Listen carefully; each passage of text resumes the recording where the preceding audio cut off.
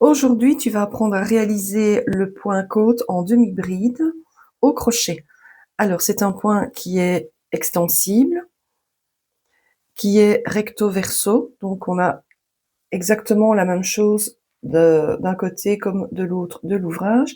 Et reste bien jusqu'à la fin de la vidéo parce que je vais te montrer comment transformer ce rectangle en une jolie petite citrouille.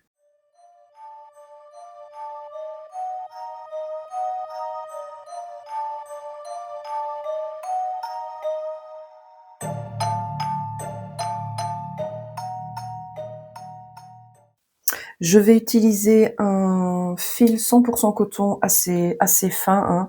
La taille correspond plus ou moins à la katona de Chipios, qui se crochette avec un crochet de 2,5 voire 3,5. Alors moi, pour que ce soit bien clair en vidéo, je vais utiliser un crochet de 3,5. Maintenant, pour ce petit projet, là, j'ai utilisé un crochet de 2,5, car comme j'ai l'intention de transformer ce petit carré en citrouille, il va falloir rembourrer l'intérieur. Et comme les mailles sont déjà assez élastiques, si on réalise ceci en 3,5, on a le rembourrage qui va passer à travers les mailles et ce ne sera pas très joli. Mais donc, pour vous montrer comment on réalise ce motif, je vais utiliser un 3,5. Alors, on va commencer par monter des mailles chaînettes, donc des mailles en l'air, et je vais en réaliser, je vais en réaliser 22.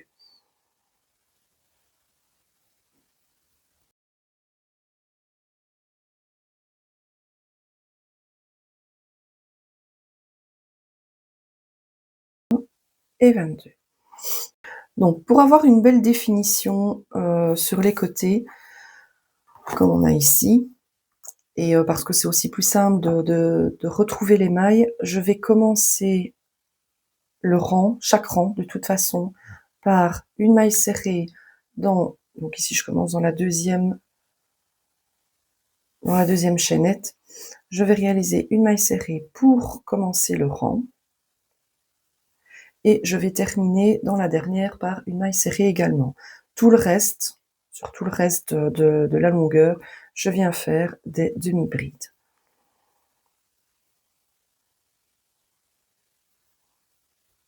Donc pour faire des demi-brides, c'est un jeté, je pique le crochet, je prends ma laine, un jeté et je fais passer le fil à travers les 3 brins qui se trouvent sur le crochet.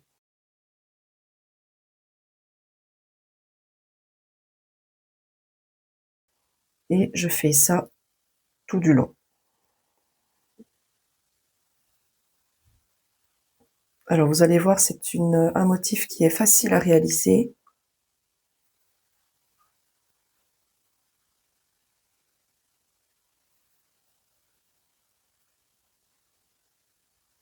Donc voilà, je suis à la fin de mon rang et dans la dernière maille chaînette, je vais réaliser une maille serrée.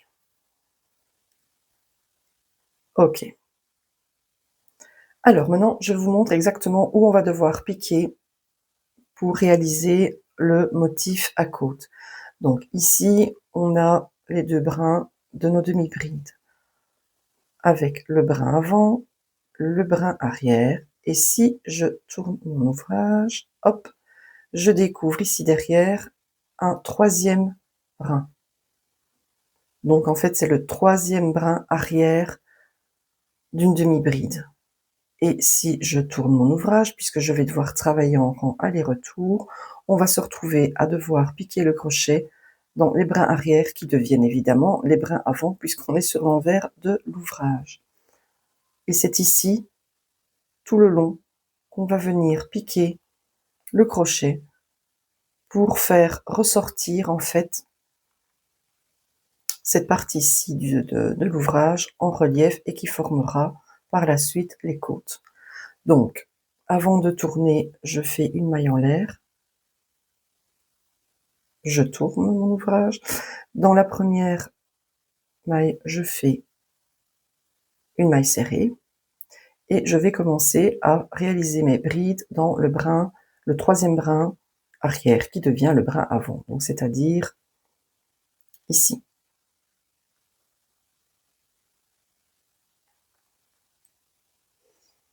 Donc, hop, et je fais ma bride.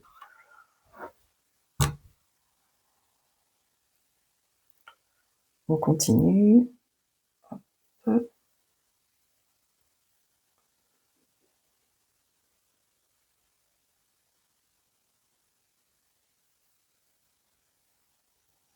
Si je retourne déjà mon ouvrage, on voit l'apparition ici des deux brins qui vont former en fait la côte de l'ouvrage.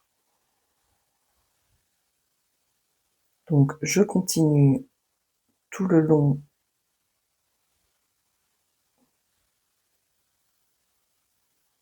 de mon rang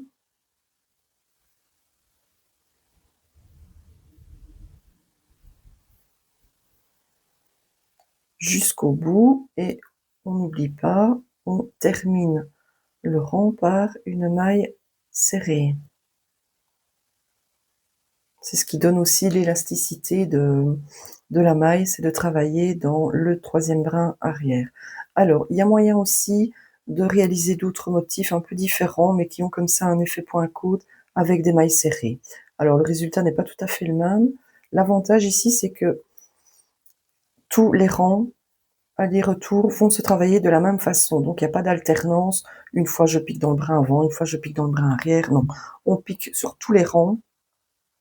Pour tous les rangs, on viendra piquer le crochet dans le troisième brin arrière des mailles, des brides, des demi-brides, pardon. Je vais y arriver. Donc voilà, là je suis à la fin de mon rang. J'aurais dû tirer sur le fil. Ok. Ah, alors, pour les fins, il faut faire les fins de rang, il faut faire bien attention. Donc ici, il nous reste quand même 2 mailles. Hein. On va se repérer avec la petite boucle qui se trouve ici en fin de rang. C'est vrai que sur le début, tout au début, c'est pas évident à trouver, mais vous allez voir, ce sera beaucoup plus visible au fur et à mesure que l'on monte les rangs. Donc ici, ouais, parce que je suis perdue là maintenant. Donc je viens piquer là. Voilà. Et ici, il me reste une maille serrée à faire. Ici dedans, elle est là. La voilà.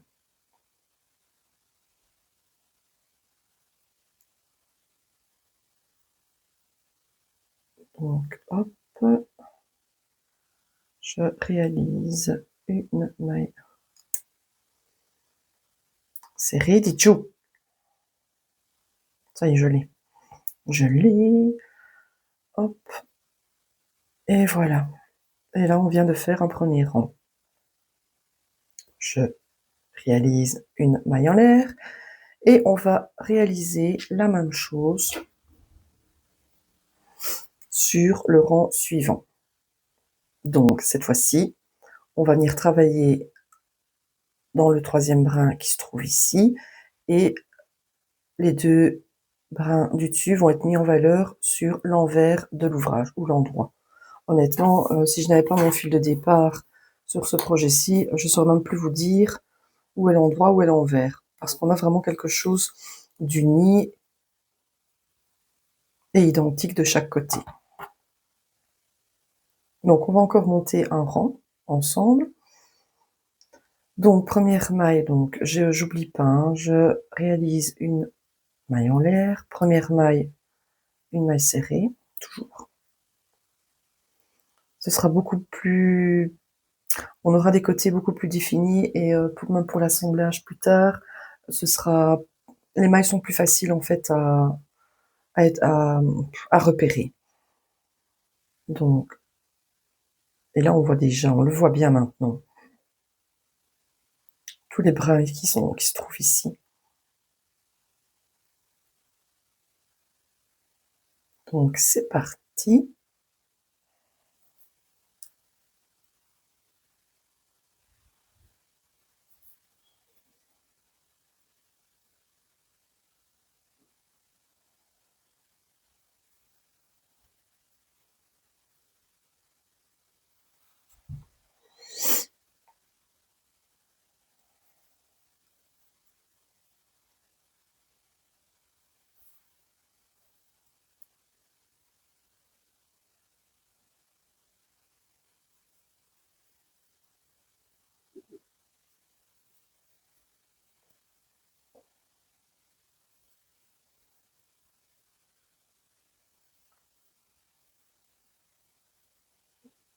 Quel silence!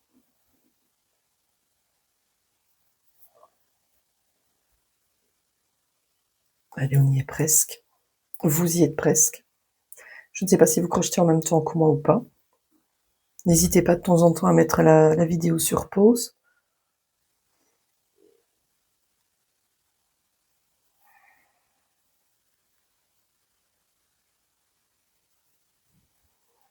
Et en fait, on va monter les rangs, plusieurs rangs. Je vais vous expliquer, enfin vous donner les tips pour pouvoir réaliser une citrouille, une grande, des petites, de n'importe quelle taille, par vous-même et pas devoir être obligé de suivre un tutoriel à la lettre. Donc ici, je termine mon rang, j'ai ma petite maille serrée qui est là. Alors c'est comique parce que comme les brins sont tournés de l'autre côté de l'ouvrage, il faut que j'aille chercher ma petite maille serrée ici, qui se tourne aussi. Hop, voilà. Je l'ai. Et voilà. Donc là, je viens de réaliser 2 rangs. On a le point côte, enfin, la côte qui ressort de ce côté ici, et de l'autre côté, elle ressort sur le rang suivant. Et on va continuer à monter comme ça l'ouvrage pendant plusieurs rangs. J'ai monté 2 rangs supplémentaires pour vous montrer où apparaissent le point côte. Ok. Oui, ce que je voulais dire, c'est que pour notre projet Petite Citrouille, bon, vous pouvez continuer comme ça si par exemple c'est pour faire, je ne sais pas moi, une petite manchette ou que votre travail doit rester à plat. Vous pouvez continuer à utiliser un crochet de 3,5 si vous préférez crocheter large. Le problème, c'est qu'à partir du moment où on va vouloir refermer le rectangle, pardon, excusez-moi, et devoir rajouter de la fibre. Si vous rajoutez de la fibre dans des mailles aussi lâches, ça va pas être joli, hein. Déjà comme ça, on voit largement à travers. Faut pas oublier que quand on rembourre un projet, ça le gonfle un petit peu, donc là, ça ne va pas le faire. Vous pouvez, si vous voulez, utiliser un crochet 3,5, à ce moment-là, utiliser peut-être un fil plus gros. Mais ça, je vous en parle tout de suite.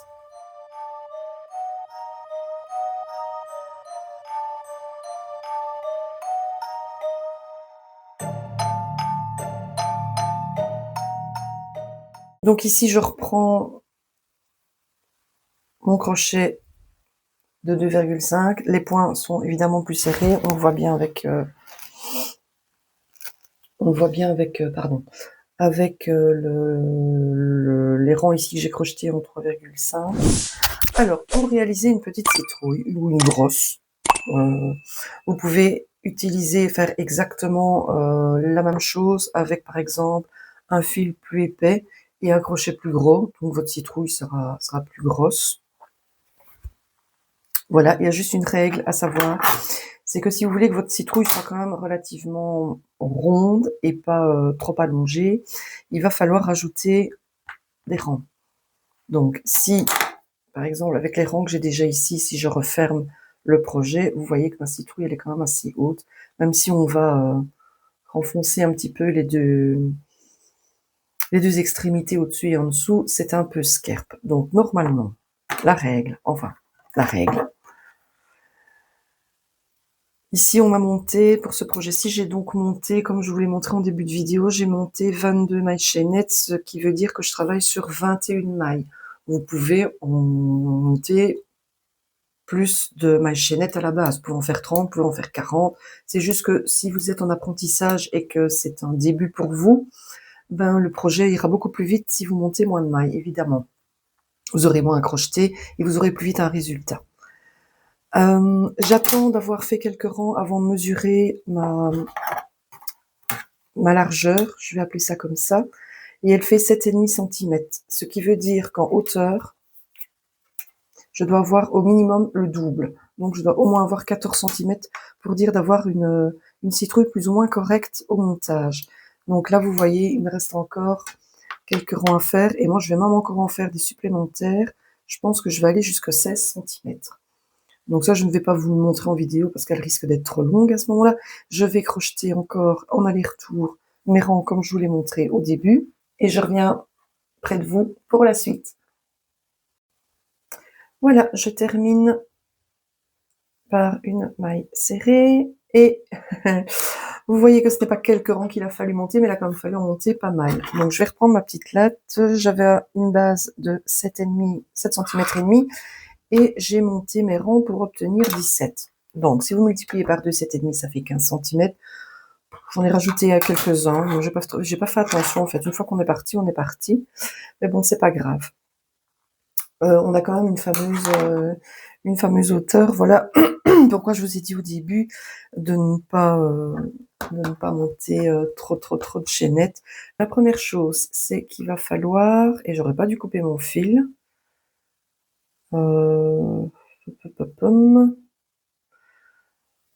oui, idéalement, j'aurais dû finir du même côté que celle-là, je pense. Là, je vais sur l'endroit. Ah, ouais, si j'avais fait un fil à plus long, j'aurais pu... Bon, tant pis, c'est pas grave. On va pas se... Tant pis, c'est pas grave. Je vais en reprendre à nouveau. Pas de troussailles. Je vais laisser une bonne longueur. Et la première chose, c'est que l'on va assembler les deux extrémités ensemble. Donc, je vais prendre le tout début, donc ça c'est mon rang de mailles en l'air. Je vais le mettre pour avoir plus facile sur l'endroit. Ça, je verrai mieux. Et on va assembler ici avec... donc, j'ai le brin avant, le brin arrière, le troisième. J'ai pas envie de le faire dans le troisième. Je crois que je vais le faire dans le brin arrière. On va assembler le brin arrière ici avec les mailles chaînettes. On peut plutôt faire ça. Ok. Donc je prends mon fil. Hop, hop.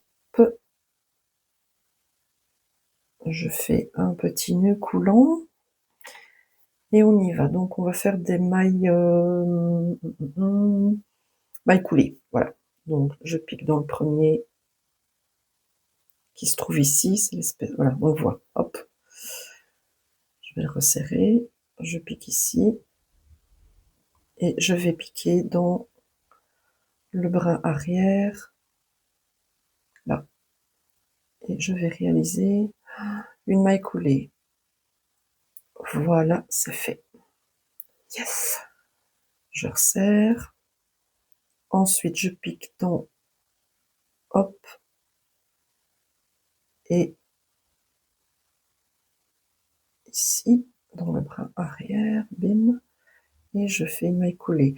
Ne serrez pas vos mailles coulées, sinon vous allez vous retrouver avec un projet trop serré sur le dessus. Donc, bien laisser, hop, je serre pas du tout, hein. Alors, je pique pas pour attraper juste le brin ici, enfin oui, le brin. Je pique vraiment dans... Je prends les deux, en fait.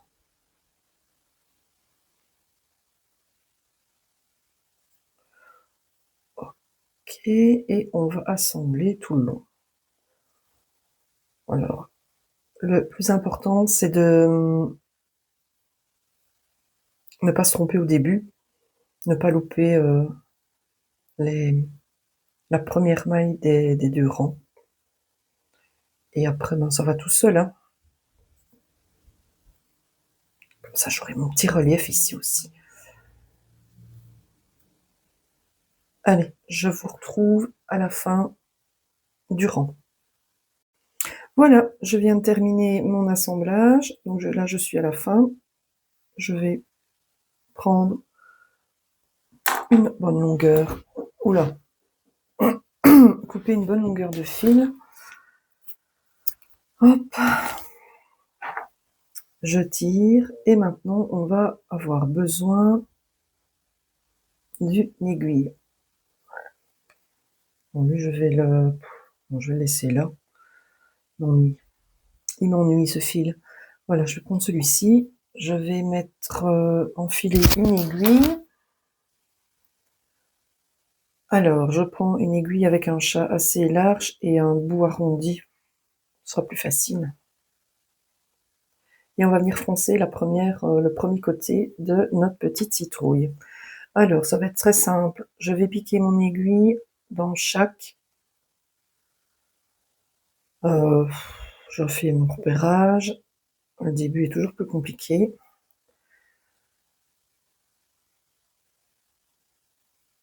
Donc ici, hop, et je vais la faire slalomer.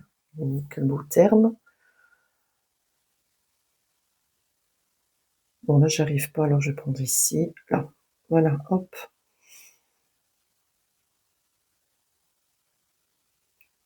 Ok. Et là, on a les trous de nos mailles serrées. Lors des changements de rang, oups, je vais tirer et ça va bien froncer mon petit projet. J'ai perdu.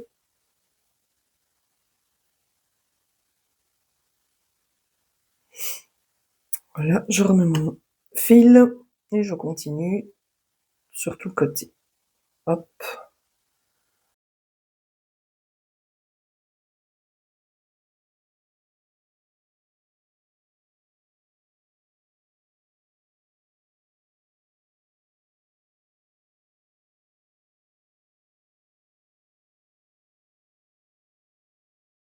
Voilà, et je viens ressortir.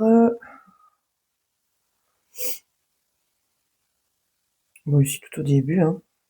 Voilà, je tire bien, très très fort. Alors, vous avez un petit trou ici, c'est pas très grave, on va venir le cacher après. Donc, je prends donc le fil avec lequel je viens de froncer le côté, mon fil de départ qui est ici. Je vais repiquer là, tiens d'ailleurs. On va voir vraiment tout près. Voilà. Et je vais nouer. Alors, l'avantage d'avoir un fil de coton, 100% coton, c'est que les fils sont très solides et qu'on peut y aller. On peut tirer dessus. Ils ne se casseront pas. Hop.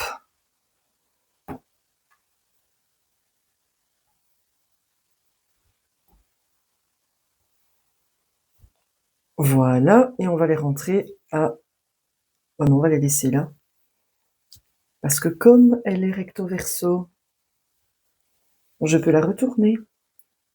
Et on a déjà le trou beaucoup moins voyant et les fils sont à l'intérieur. On ne va pas les couper, pour l'instant on les laisse là, et on va devoir faire pareil avec l'autre côté.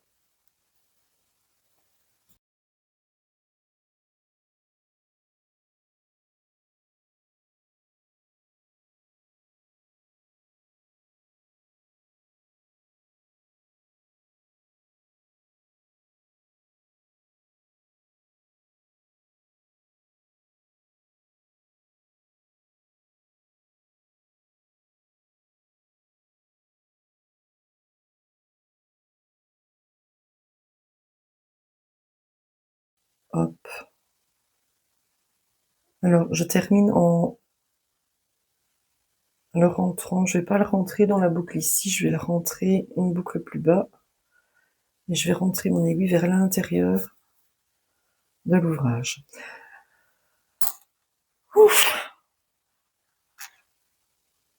Alors le deuxième fil qui s'ouvre sur l'extérieur, je vais le faire passer aussi pas dans le même trou que celui-ci. Je vais le rentrer vers l'intérieur, hop, voilà, comme ça. Ainsi, quand on viendra nouer, on sera sur l'intérieur et pas sur l'extérieur de l'ouvrage. Bien que si on se retrouve sur l'extérieur, don't panique. Une fois que le nœud sera fait, il suffira de rentrer vos fils à l'intérieur, c'est pas un souci. Bon, là maintenant, on va passer au rembourrage. Alors, mes deux longs fils qui sont ici, je vais les couper, j'en ai plus besoin. Voilà. Et maintenant, c'est pas compliqué, on va ajouter du rembourrage. Alors, pour le rembourrage, moi j'aime bien, c'est le chipoter un petit peu pour le détendre et ne pas avoir des boules compactes à l'intérieur de ma pièce. Et comme parfois je démonte des projets et que je fais la récup, j'ai besoin de d'étendre un petit peu le rembourrage. Donc voilà, on y va. Alors vous voyez, je vais en mettre quand même pas mal.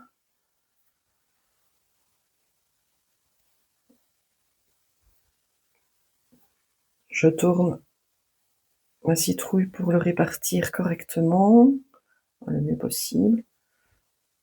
Déjà, hop. Je pense que je peux encore en remettre un peu. Je vérifie. À partir du moment où mes mailles ici vont être beaucoup trop écartées, là par exemple, là ça ne va pas. Donc je vais pas en mettre de trop quand même. N'oublie pas que c'est quand même une maille élastique, mais je trouve qu'elle donne très bien pour...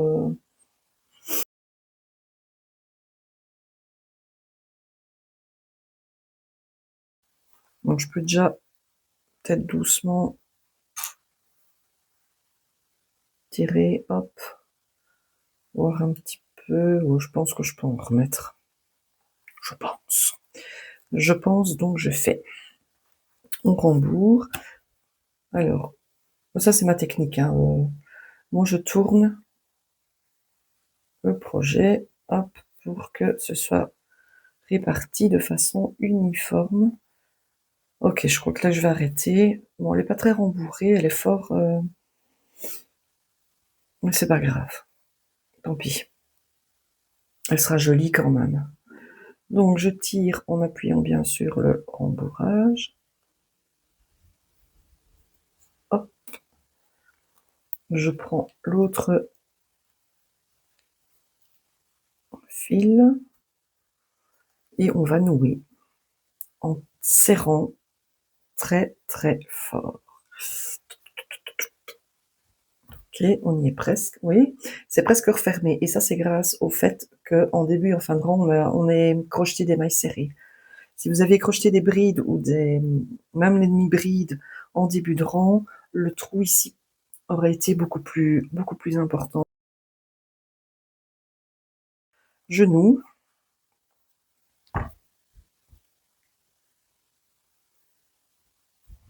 Je fais un double nœud. Je remets mon aiguille sur le fil. J'enfile mon fil sur l'aiguille, ça va aller. Je suis fatiguée. Et je vais venir passer mon aiguille de façon aléatoire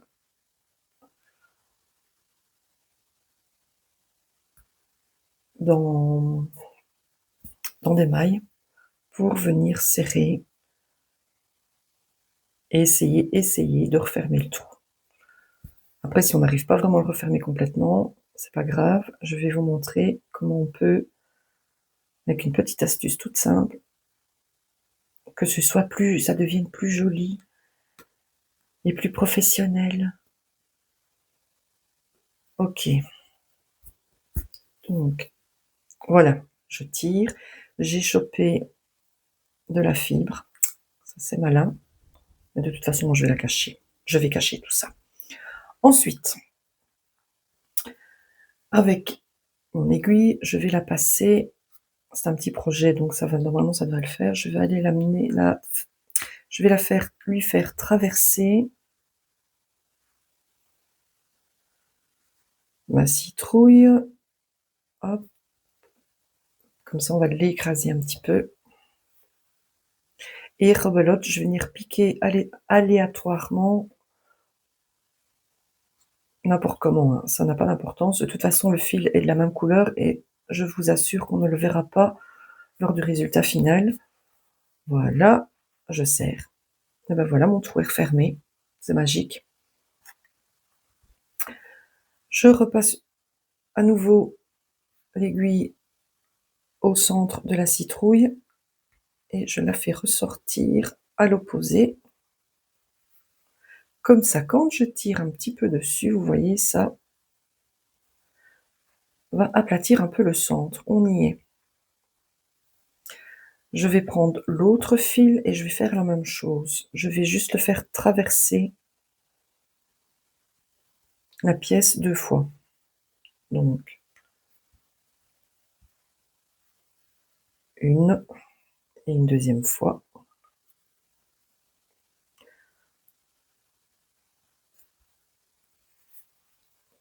Voilà. Et en tirant sur les deux, j'aplatis ma citrouille. Alors, on voit un peu mon rembourrage. Moi, ça me dérange. De tout près, on voit un petit peu. Voilà pourquoi je conseillais au début de crocheter cette maille si, encore une fois, vous faites un projet dans ce style et qu'il faut rembourrer l'intérieur, prendre un crochet quand même assez petit. Donc, en nouant, je tire encore un petit peu. Je fais un triple nœud bien serré. Je reprends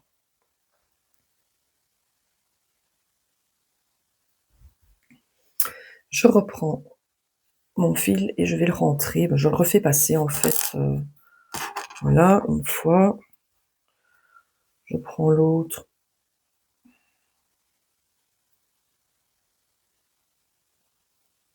Bim. Je le rentre à l'intérieur aussi. Je le traverse, je le fais ressortir n'importe où. Ça n'a pas d'importance puisque de toute façon, on va les couper. Donc, je tire bien dessus et je coupe à ras. Hop. Et voilà. Pas mal, hein? Pas mal, pas mal. Allez, je vous donne une astuce, une dernière astuce pour décorer tout ça. Alors, voilà.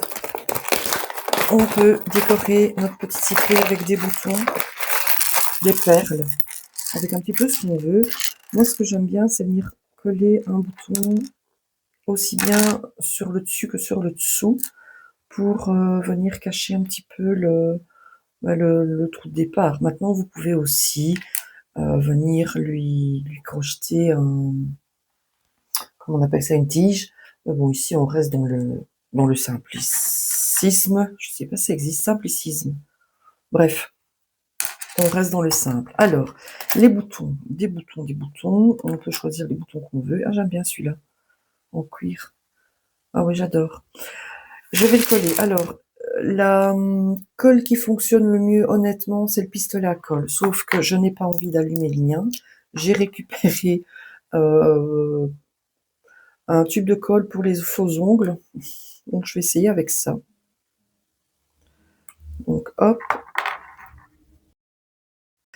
Bon, résultat de la super colle pour les ongles, ben laissez tomber, hein, ça ne fonctionne pas. Ça a complètement durci le dessus de ma petite citrouille, ce qui n'est pas trop grave. Le problème, c'est que ça n'a pas collé le bouton, donc ben, pas le choix. J'ai mis en route mon pistolet à colle,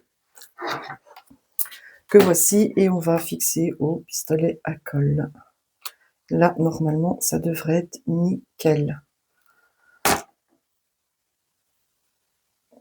J'appuie bien. Bon, ça va tenir. Ça va tenir. En temps normal, si je dois coller un élément sur un personnage ou sur n'importe quoi au crochet, le pistolet à colle, c'est génial. Et je vais en mettre un en dessous aussi. Donc, comme c'est le dessous, on s'en fout un petit peu. Ou alors ça, ce sera le dessus et ça, c'est le dessous. Moi, j'ai pas de bouton identique et j'aimais bien celui-là. Bon, ça y est, j'en ai trouvé un deuxième. Je suis trop contente. Donc, pareil, hein.